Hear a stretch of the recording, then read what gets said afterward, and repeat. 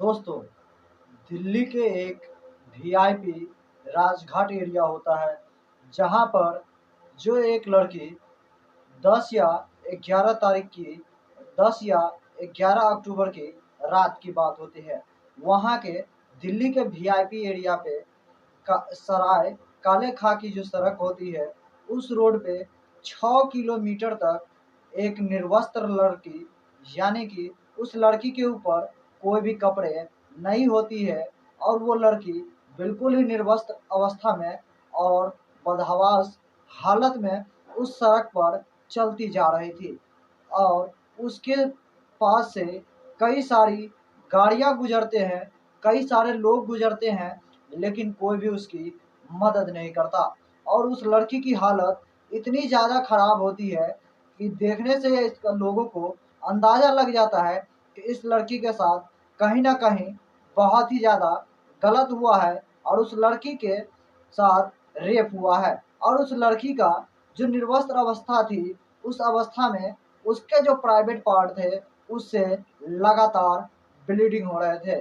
और उस सड़क से कितने लोग आए गए, लेकिन कोई भी लोग उनकी मदद नहीं करते हैं। और आखिरकार उसी रास्ते से एक नेवी का सेना गुजर रहे होते हैं, जो कि उसमें ऑफिसर्स होते हैं। वो उस लड़की की हालत को देखकर तुरंत ही समझ जाते हैं कि इस लड़की के साथ कहीं न कहीं बहुत ही गलत हुआ है, और इसकी स्थिति को देखकर वो तुरंत ही दिल्ली के पुलिस को इन्फॉर्म करते हैं, और उसकी वो सूचना देते हैं कि एक लड़की जो कि सराय काले खां की जगह जो सड़क किनारे है, उधर से 6 किलोमीटर से चलकर आ रही है। और उस लड़की की हालत देखने से लग रहा है कि उस लड़की के साथ बहुत ही ज़्यादा गलत हुआ है। पुलिस इस घटना को तुरंत ही जैसे ही जानकारी जुटा पाती है, तुरंत ही पुलिस उसकी मदद के लिए उस जगह पे पहुंच जाती है।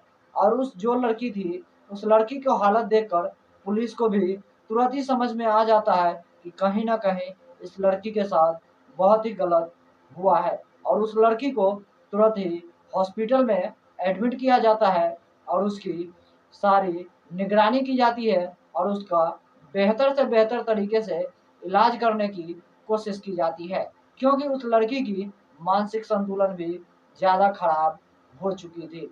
आखिरकार उस लड़की के साथ उस रात क्या हुआ था, जिसकी वजह से उस लड़की ने उस निर्वस्त्र अवस्था में उस सड़क पे चलने को मजबूर थी, और उसको किसी ने भी सहायता नहीं की थी।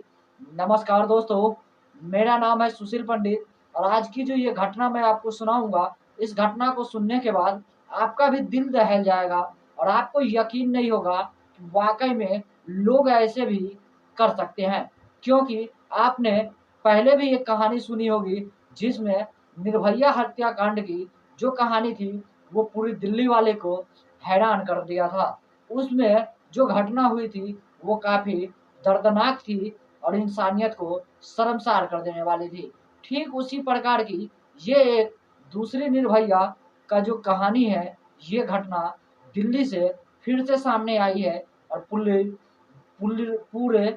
दिल्ली के पुलिस वाले को शर्मसार कर दे रही है। ये जो घटना थी, बहुत ही हैरान कर देने वाली थी।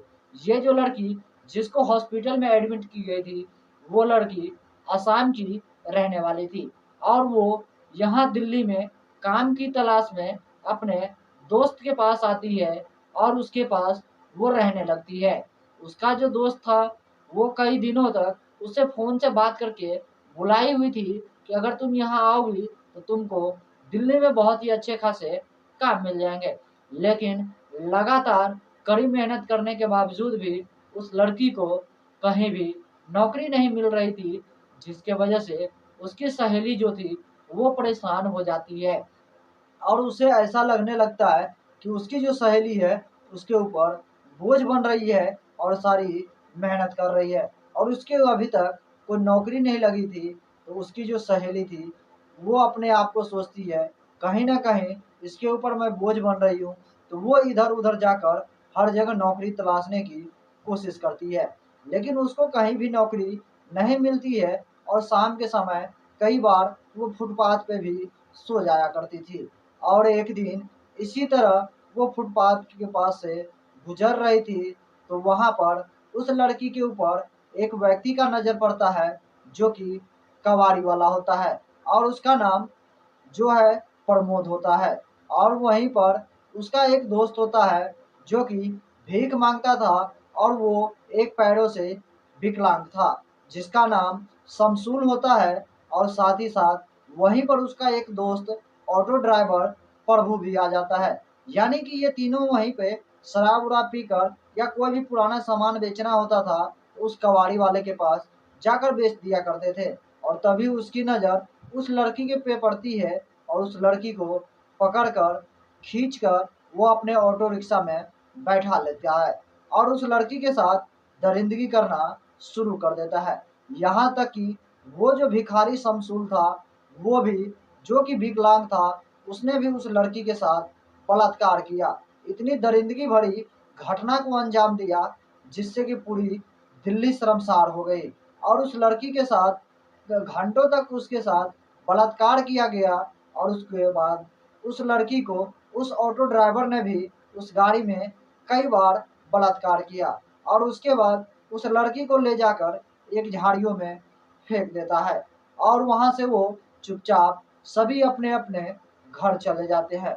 लेकिन इस घटना की जानकारी जब पुलिस को होती है और उस लड़की की बेहतर तरीके से इलाज की जाती है, तब पता चलता है लगभग 21 दिनों के बाद उस लड़की को थोड़ी बहुत जो है इलाज करने के बाद वो रिकवरी की ओर चलती है, और थोड़ी बहुत उससे पूछताछ की जाती है। वो भी सिर्फ लेडीज जो महिला थी, महिला ऑफिसर्स, वो एक नॉर्मल सोशल कार्यकर्ता बनकर उस लड़की से उस घटना के बारे में जानती है, और उसके बारे में वो पूरी जानकारी जुटाती है कि आखिर उसके साथ कौन-कौन इस तरह की दरिंदगी की थी, और इस तरह की दरिंदगी उसके साथ कहाँ हुई थी। ये सारी घटना जानने के बाद पुलिस उस एरिया की लगभग 700 से अधिक सीसीटीवी कैमरे को खंगालना शुरू कर देते हैं, और जानकारी जुटाना शुरू कर देते हैं। तब उसमें जो सीसीटीवी कैमरा खंगालते हैं, उसमें एक ऑटो दिखता है जिसमें उस लड़की को ज़बरदस्ती बिठाया जाता था, और उस ऑटो का जो है नंबर दिख जाता है। उसी नंबर से अब वो लगभग 150 से भी ज़्यादा ऑटो ड्राइवर से पूछताछ करता है, और उसके बारे में मालूम करता है जो कि ऑटो ड्राइवर प्रभु था। उसके बारे में सारी जानकारी जुटाता है, और लोगों से पूछताछ करता रहता है। लगातार कई जगह पूछताछ करने के बाद आखिरकार उसका एड्रेस का पता चलता है, और उसके घर पर पहुंच जाता है। और उस प्रभु को इस घटना के बारे में जैसे ही पता चलता है, वो भागने के फिराक में होता है, लेकिन पुलिस उसको उसी जगह पे दबोच लेती है, और उसको गिरफ्तार करके थाने ले जाती है। और वहाँ पर उस लड़की के साथ जो दरिंदगी हुई थी, उसके बारे में उसके साथ वो सारी घटनाओं को जानना चाहता है।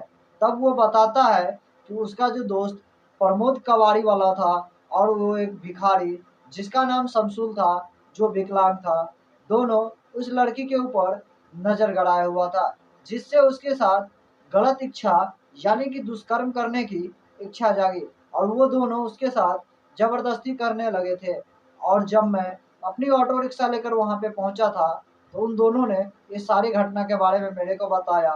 तब भी मुझे भी मौका मिल गया, तो मैं भी उस लड़की के साथ दुष्कर्म किया, और उस लड़की के साथ इतनी दरिंदगी की गई थी कि कोई भी देखे तो उसकी दिल सहम जाता, उनकी रूह काँप जाती। लोगों को यकीन नहीं हो रहा था कि आखिर ये तीनों इतनी दरिंदगी उस लड़की के साथ कैसे कर सकता था। और आखिरकार इस तरह उस लड़की को हॉस्पिटल में एडमिट किया गया, और उन तीनों गुनहगारों को गिरफ्तार किया गया, और उस लड़की के माता-पिता को असम से बुलाया गया, और उस लड़की की निगरानी में अभी भी उसकी माता-पिता उनकी देखभाल करती है। और इस तरह इतनी बड़ी घटना को दिल्ली में जो अंजाम दिया गया, वो काफ़ी शर्मसार कर देने वाली थी, और दिल्ली वासियों के लिए भी बहुत ही हैरान करने वाली थी। क्योंकि उसी रास्ते से कितने लोग गुज़रे थे, और कितने लोग आए थे। लेकिन उस निर्वस्त्र अवस्था में वो जो लड़की जा रही थी, उस लड़की के ऊपर क्या किसी की नज़र नहीं पड़ी थी? या कोई मदद नहीं करना चाहते थे। इस तरह की तमाम सवालें थी और पुलिस के ऊपर भी ये सवालें उठती है कि आखिर उस रोड से भी पुलिस की कितनी बार पेट्रोलिंग की गई होगी, फिर भी उस तरह की वारदात को वहाँ पे अंजाम दिया गया। इस तरह की तमाम सवालें हैं जो कि लोगों के मन में अभी भी उभर रही है। बाकी दोस्तों, इस तरह की घटना को लेकर बहुत ही दिल्ली वासियों के लिए शर्मसार कर देने वाली थी। बाकी इस तरह की घटना को लेकर आप क्या सोचते हैं और आपका क्या विचार है, हमारे कमेंट सेक्शन में कमेंट करके ज़रूर बताइएगा। और साथ ही साथ ये भी बताइएगा कि इन तीनों जो दोषी है, जो इस लड़की के साथ बलात्कार किया था, इन तीनों को क्या सज़ा मिलनी चाहिए? आप लोग हमारे कमेंट बॉक्स में कमेंट करके ज़रूर लिखिएगा। बाकी दोस्तों, इस तरह की घटना सुनाकर हमें किसी के दिल को ठेस पहुँचाने का कोई भी इरादा नहीं है। बस आप लोगों को जागरूक करना है और सतर्क करना है, क्योंकि हो सकता है कल इस तरह की घटना आपके साथ भी हो सकती है। इसीलिए आप लोग सतर्क रहिए और सावधान रहिए। अगर आप कोई लेडीज़ है, माता और बहनें हैं, तो आप लोगों से गुजारिश है कि आप लोग ज़्यादा से ज़्यादा कोशिश करें कि अपने आप को सुरक्षित रखें।